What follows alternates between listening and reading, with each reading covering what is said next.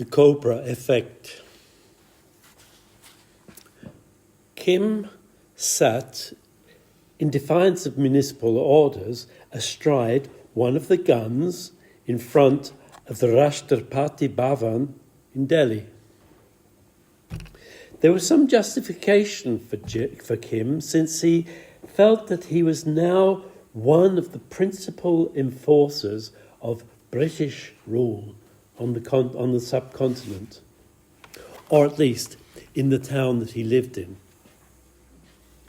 He saw himself as part of the unrelenting force of progress that had taken the society from its traditions, rights, and most importantly, from the dangers of life, and dragged it, kicking and screaming, into the modern age.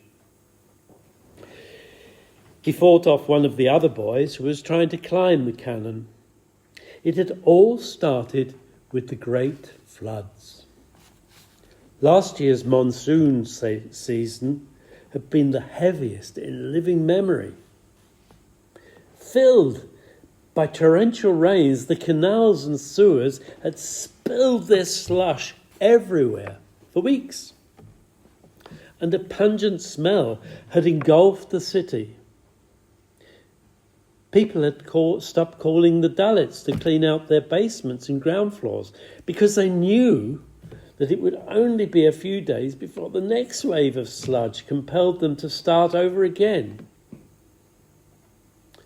But nobody had expected the Cobras. Ranked as one of the highest echelons among the subcontinent's fauna, if not in attractiveness, then at least in sheer power and malice, the Cobras saw it as their prerogative to populate the city, centuries before the English had made it their colonial capital.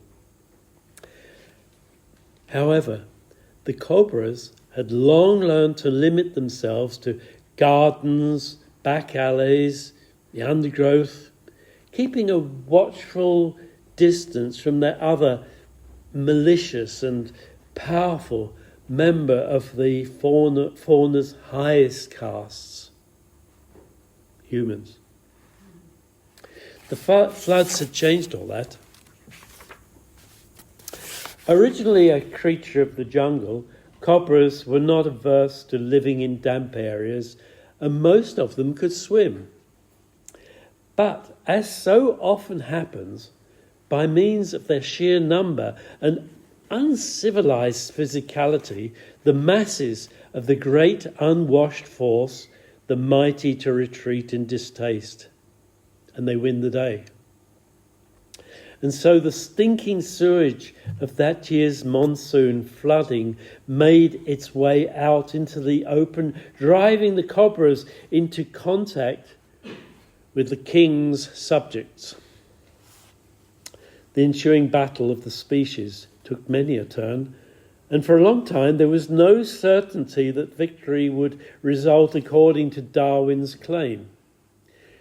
The first round went to the cobras. The city's hospitals registered a significant increase in cobra bites, and many people died that year because of a careless moment or a sudden surprise.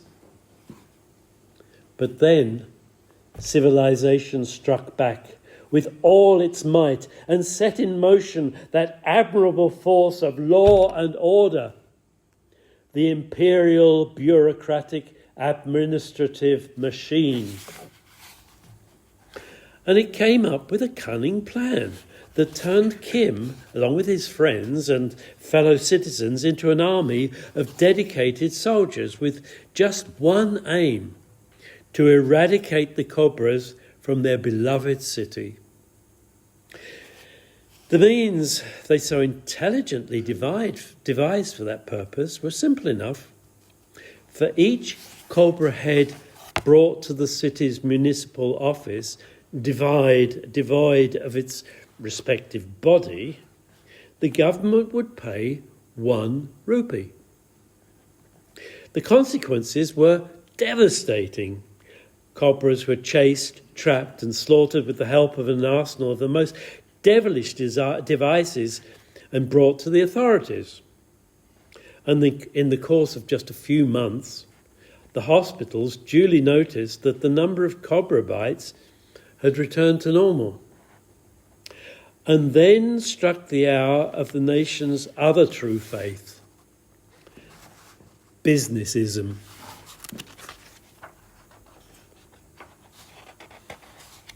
Sorry. Kim had been amongst the first to act on the government's command by bringing in as many cobra heads as he could muster, filling his pockets with rupees. And he was also among the first to truly understand the ulterior motive of the great empire when it awakened the entrepreneurial potential of the city. The place he chose for his new enterprise was the laundry in his aunt's basement. It was the ideal spot for breeding cobras. Later, investigating the sudden return of cobra bites reported by the hospitals, the government learned about the breeding business throughout the city and subsequently put an end to the Cobra Heads reward scheme. Kim dutifully closed his business, released the cobras into the streets and returned to sitting on the gun in front of the Rashtrapati Bhavan. If you want to serve the empire, your business is to obey orders. In the heart of the wild where the lions roam, there's a rhythm that echoes in every bone. Drums beat and the earth shakes with delight. Come and join in, let the music take flight. Under the African sun we dance as one. From the Sahara to the Serengeti it's begun. Feel the energy in the air, the pulse of the drum. Let the rhythm move you, let it